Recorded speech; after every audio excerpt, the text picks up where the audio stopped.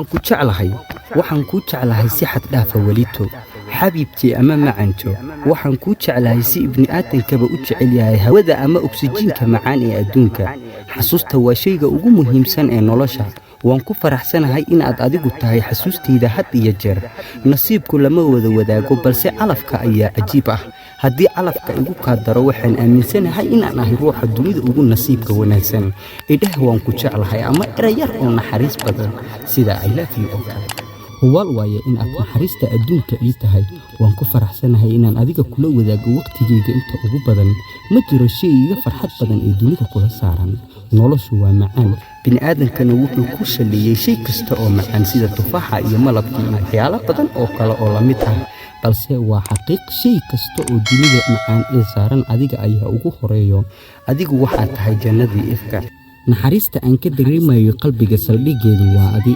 rabitaanku kama imaado qalbiga oo kaliya balse wuxuu ka imaadaa dareenka guud oo si wadajir ah u wada shaqeeya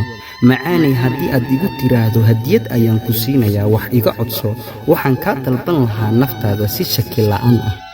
baby ama xabiibtii dunida weyninka badan ee adkaysid waxay leedahay maalmo farxadeed sida maalinta ciidda oo kale balse ogsoonow adigu inaad ii tahay maalin kastoo maalinta xurriyadda naftayda macanto anigu ma ihi abwaan ama fanaan balse marka aan adiga ku ammaanayo qalbigayga waxaa ku soo dhaco erayo naxariis badan oo inaan adiga kugu idhaahda rabo xabiibtii wax yar dhagahaada iyo amaahi si aan kugu sheego oraahda yar ee qalbigayga ku xaadiriyey